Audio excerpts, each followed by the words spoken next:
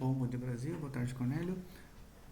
Hoje a gente vai ver sobre como que a gente consegue fazer para obter a representação em função de transferência a partir da representação em função de variáveis de estados. Né? E para fazer isso, primeiro a gente vai dar uma olhadinha, né? Como que seria a resposta do sistema, né?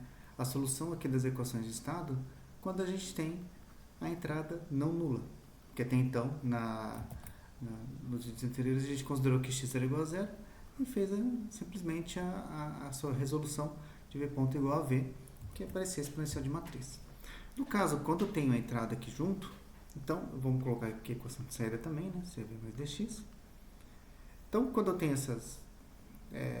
a entrada junto, o v de t que resolve essa equação diferencial aqui vai ser exponencial de at v de zero, né, que é o que a gente já sabia que tinha, mais integral de zero até t de exponencial de a de t menos tal, b, x de tal, d tal. Mas essa integral aqui, né, que é também o que é muito similar à integral de convolução. Na verdade, isso aqui a gente pode reescrever como o exponencial de at convoluído com bx de t. Então a gente pode até descrever dessa forma aqui, né? A convolução entre essas dois elementos aqui, né? Que um tem menos tal, o outro em tal, e muito bem. Então o que a gente tem aqui? A gente tem que calcular os estados do sistema, a trajetória dos sistemas, né?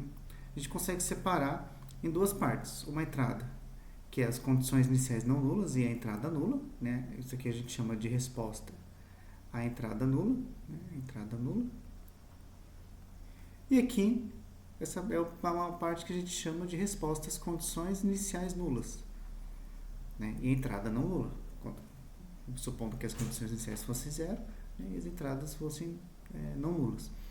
Então, basicamente, devido à linearidade do sistema, a gente pode separar em duas partes. A parte que tem entrada, mas não tem condição inicial, e a parte que não tem entrada, mas tem condição inicial.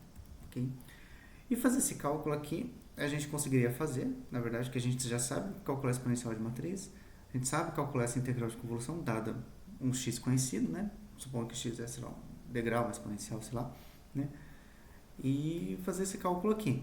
A integral de uma matriz é a integral de cada um dos elementos da matriz, ok? Então é uma operação tranquila, só que numericamente é demorada, né? Porque, por exemplo, no sistema 2×2, de ordem 2, vai ter que fazer 4 integrais de convolução. No sistema de ordem 3, vai ter que fazer 9 integrais de convolução.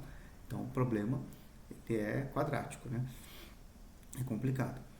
Uma alternativa para a gente obter esse v de t, né, sem precisar fazer tudo isso aqui, que dá pra gente fazer, tá? Sem problema nenhum, né? E só para concluir aqui, o y seria simplesmente o c vezes isso aqui, mais o d vezes o x, né? Como o y é simplesmente uma matriz vezes o v, mais uma matriz vezes o x, não precisa fazer nenhum procedimento, não é uma equação diferencial que dá uma solução louquinha e tudo mais. A gente pega o v que resulta daqui, multiplica por c, mais o d multiplica por x, que a gente já conhece, né? Uma alternativa para a gente chegar de obter essa coisa aqui é a gente usar a tal da transformada de Laplace, né? Isso aqui, de certa forma, traz algumas dificuldades extras, mas eles resolvem algum problema, né? Como que seria obter a resolução aqui das equações de estado utilizando a transformada de Laplace? Porque daí a gente já está indo em direção também depois a calcular a função de transferência. Vamos supor, então, vou pegar aqui a descrição do meu sistema, que a gente já tem y igual a cv mais dx, né? Vamos aplicar a transformada de Laplace nos dois lados aqui da primeira igualdade, da primeira equação, da equação de dinâmica, né? A transformada de Laplace, o que é a transformada de Laplace da derivada? Aqui eu estou usando aquelas propriedades que a gente viu naquela aula, né, adaptadas aqui para o mundo matricial, para o mundo vetorial.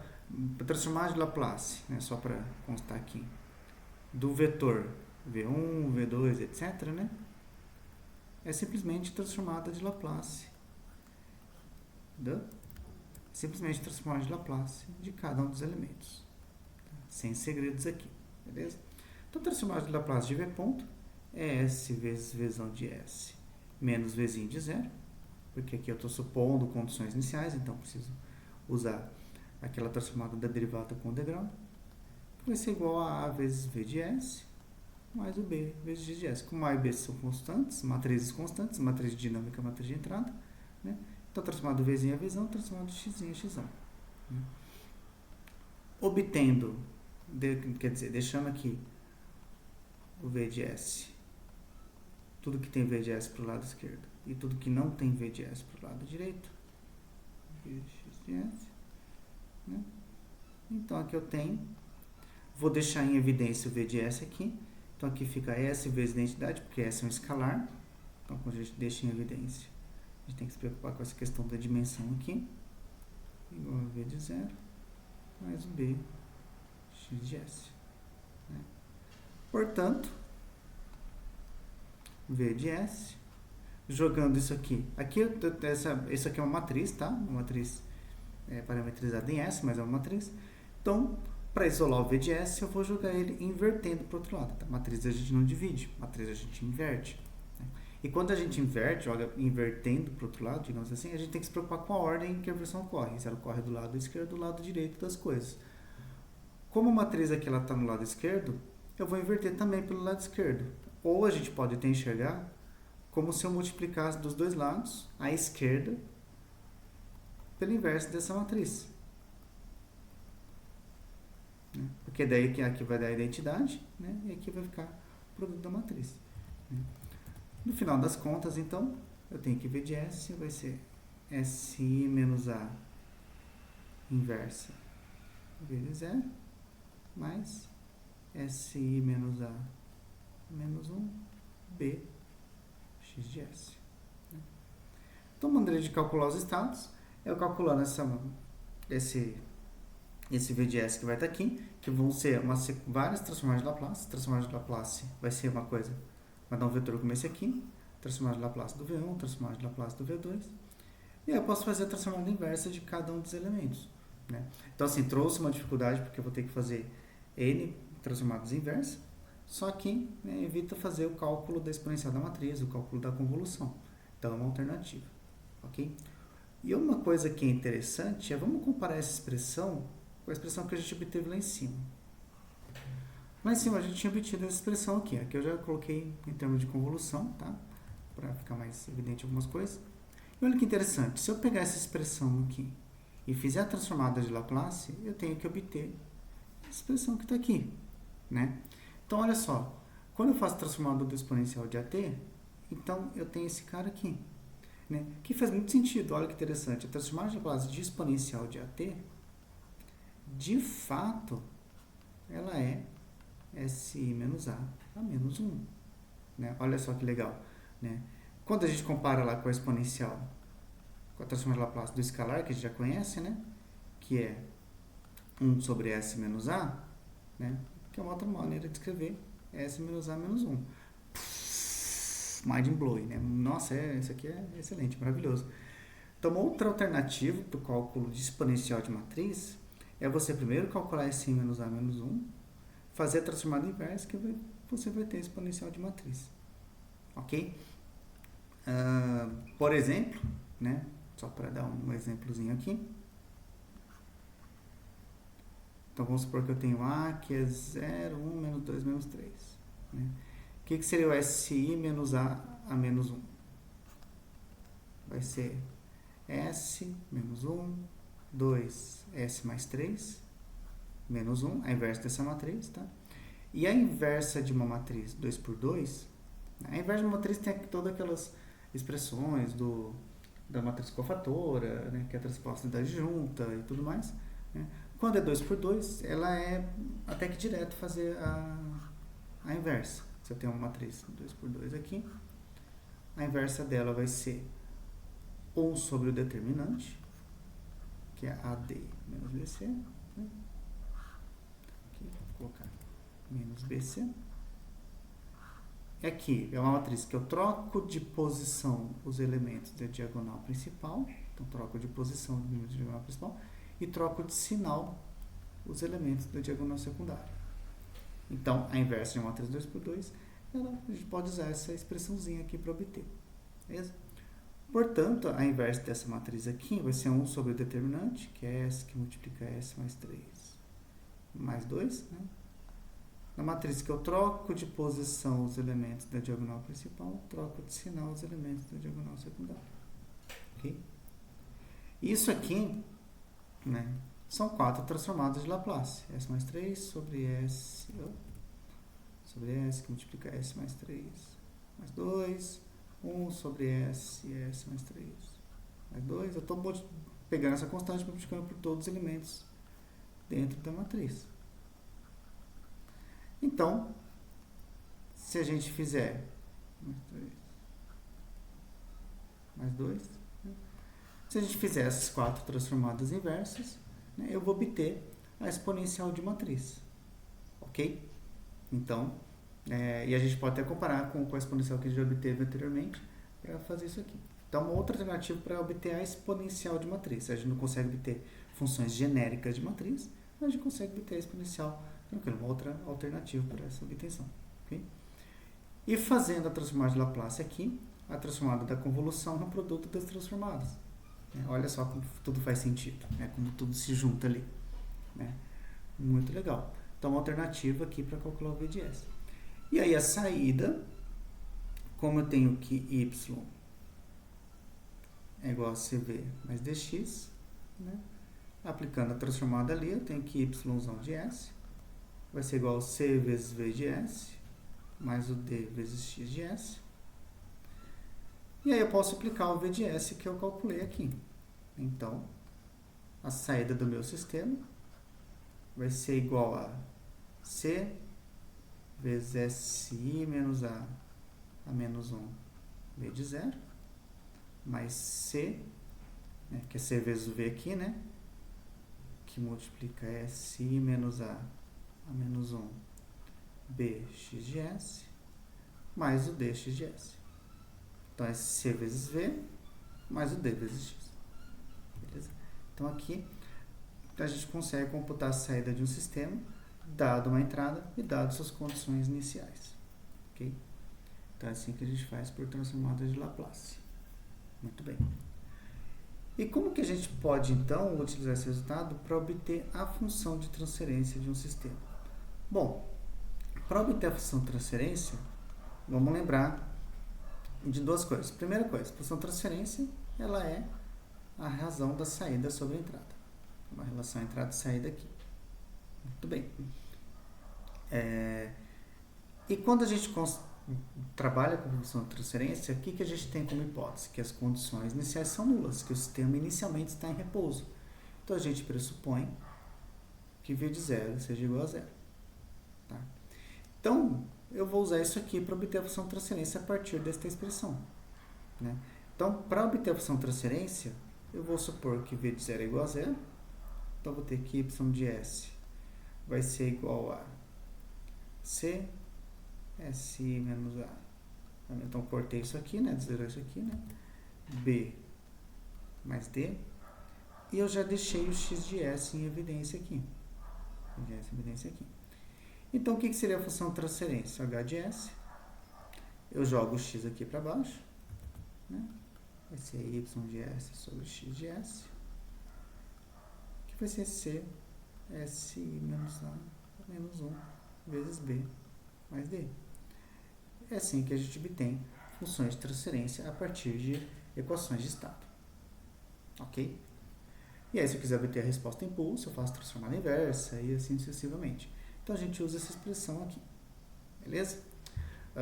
Então, como um exemplo aqui, vamos supor que o meu sistema ele é do tipo aqui, vamos colocar 0, 1, sei lá, menos 4, menos 6, V, mais 0, 1, X, Y igual a 1, 1, V, mais 0x. Vamos supor que tem esse sistema aqui. Então, para calcular a função de transferência, eu vou usar essa expressão. Primeira coisa que eu vou fazer, eu vou calcular SI menos A menos 1. Então, SI menos A menos 1 é S menos 1, 4S mais 6, menos 1, cuja inversa é 1 sobre o determinante, mais 4. Né? Aqui eu troco de posição os elementos da diagonal principal, troco de sinal os elementos da diagonal secundária. Muito bem, obtive aqui. Né? Shows. Então, a minha função de transferência, que é dada por aquela expressão ali, né? Vou replicar aqui, C, SI menos A menos 1, B mais D, vai ser igual a C,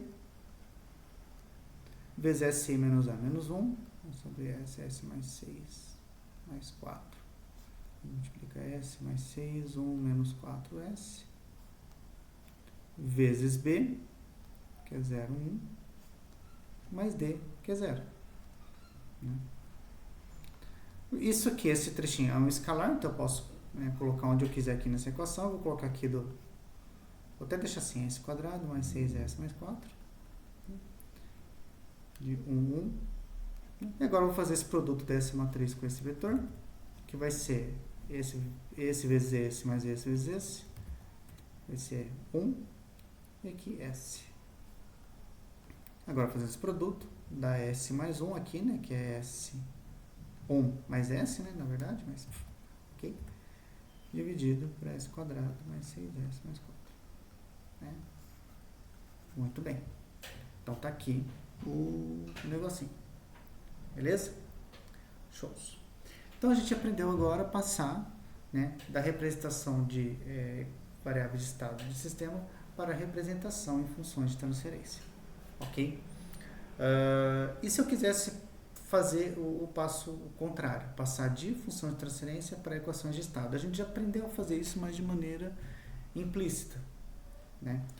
Para passar de função de transferência para variáveis de estado, para equações de estado, o que eu posso fazer? Eu posso usar aquele conceito de passar de EDOs para equações de estado que a gente viu em aulas anteriores. Né?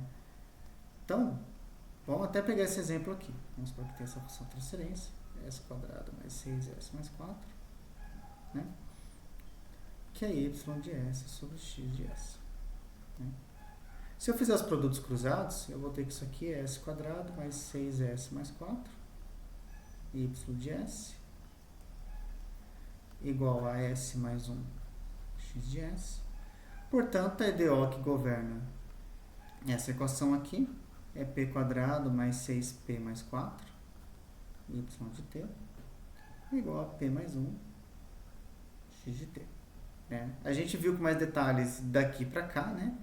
Porque a transformada da derivada parece se multiplicando. Quando a gente vai trabalhar com equações diferentes, com função de transferência, as condições iniciais são nulas, por isso que a gente simplesmente troca o P por S aqui. Né? Como a gente viu lá naquela aula.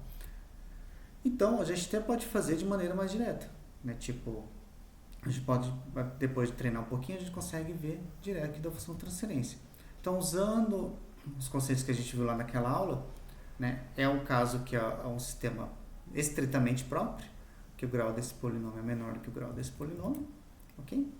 Então, minha equação de estados vai ser aqui zero identidade, né, porque é 2 por 2, tá lá. Aqui o termo que está com a derivada zerésima, né, com S elevado a zero, aparece embaixo da coluna de zeros com o sinal trocado. Mais 0,1, que é padrão. Né? E esse cara que ele aparece lá no vetor de saída. 1 é o cara que está com P elevado a zero, aparece embaixo da coluna de zeros, né? Mais 0x, que esse termo aqui ele só apareceria se fosse o caso próprio. Esse grau desse polinômio fosse igual ao grau desse polinômio e tivesse uma divisão polinomial. Né? Então, vamos lá, a gente acabou obtendo, de fato, a representação de estados originais. Poderia não ser dessa forma, tá? Poderia ser uma outra representação de estados que representasse o mesmo sistema. Tá? Muito bem. Então, só para fazer um resumão aqui, né? quais são as... Vamos fazer um resumão aqui da disciplina aqui, né? A gente aprendeu a representar os sistemas de 5 maneiras. 5 maneiras de representar sistemas. Vamos colocar aqui. A primeira que a gente viu, que a gente começou a trabalhar, a relação entrada e saída. Depois a gente passou para a resposta impulso, né? A gente viu aqui também a função de transferência. Vou colocar junto aqui a resposta frequência. Tá? A gente viu também antes disso aqui, né, as EDOs, NPX.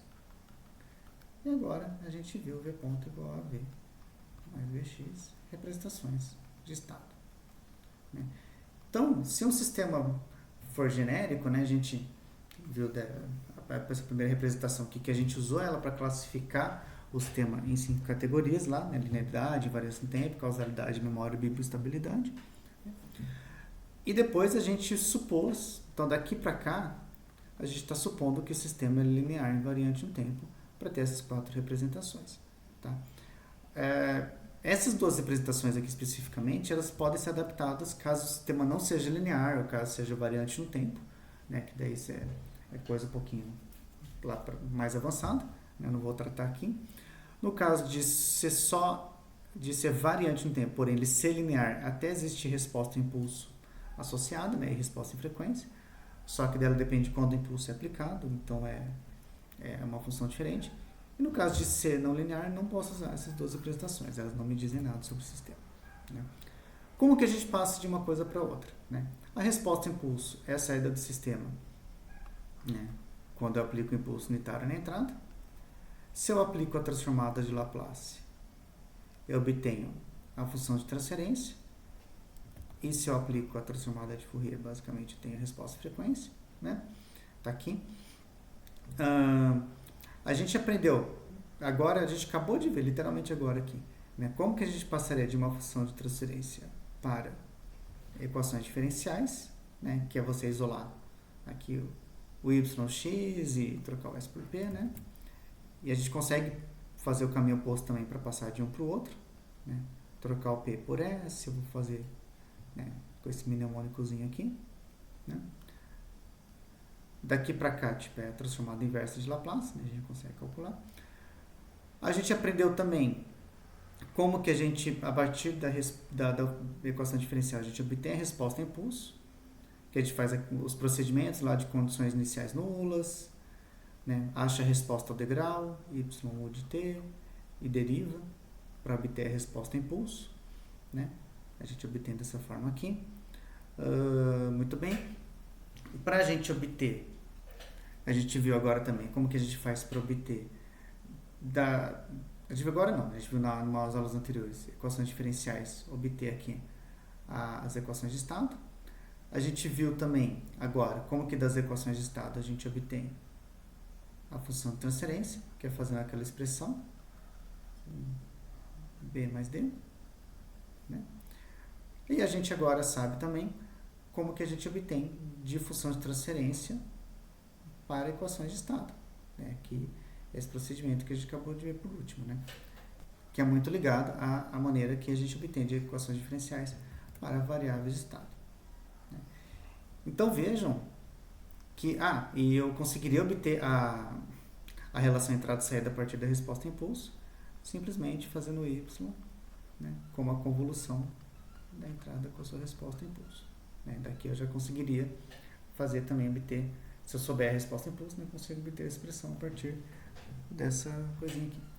Então a gente consegue, a partir de qualquer representação, chegar em qualquer outra representação. A gente tem um siga setas aqui, né? Às vezes o caminho é um pouquinho mais indireto, né? Por exemplo, para chegar, por exemplo, da equação de status para resposta a impulso, a gente pode obter a função de transferência e depois fazer a transformada inversa, ou obter a equação diferencial e fazer esse procedimento, obter a resposta a impulso. Então a gente tem essas 5 maneiras, 5 representações, né? 5/6, né? Porque estou colocando essas 2 aqui no mesmo bolo, né? E como que a gente faz para transitar entre essas representações, tá?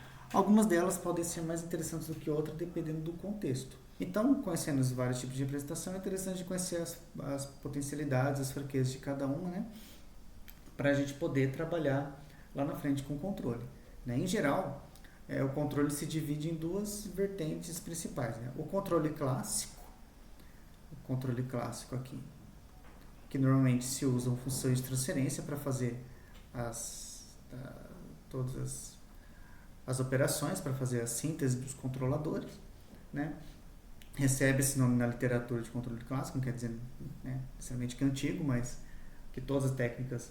Quer dizer, tem algumas técnicas mais novas, eu estou falando bobagem ainda, mas ele recebe esse nome na literatura de controle clássico, quando a gente usa a função de transferência. Né? E controle moderno, quando a gente faz os controles com base em variáveis de estado. Né? Então, vejam que são duas, uma representação praticamente frequencial, num domínio transformado, e outra uma representação temporal mesmo. Né? Então, basicamente, se a gente tem não linearidade, por exemplo, não dá para usar a função de transferência, a gente tem que usar equações de estado, né? Que é uma versão modificada das equações de estado aqui. Então, conhecer cada uma das representações, o que elas trazem, o que dá para fazer ou não, é essencial para a gente entender o controle lá na frente. Tá? E tudo que a gente fez nessa disciplina aqui foi basicamente utilizar essas representações para resolver esse problema de, dado uma entrada, como que eu calculo a saída. E o cara, a maneira que a gente representa ele aqui no meio, é tudo isso aqui que a gente acabou de ver nesse gráficozinho. Olha só que maravilha. Tá? Um resumão aqui da disciplina. Não quer dizer que ela acabou, né? Só que, como a gente acabou de ver as transições aqui entre as representações, eu achei legal falar isso daí. Tá? Muito bem. Então é isso. No próximo vídeo, eu vou falar uma coisa que é essencial também, importantíssima, que é com relação à análise de estabilidade, né? Estabilidade interna e análise de bibestabilidade. Como que a gente consegue inferir a bibestabilidade a partir da estabilidade interna e assim por diante. Ou seja, como que a análise de estabilidade dessa representação se compara com a análise de estabilidade dessa representação aqui. Né? Ou dessa, né? Que é a bibestabilidade. Beleza? E isso vai trazer uns conceitos interessantes aí nessas representações. Beleza? Então, valeu, gente.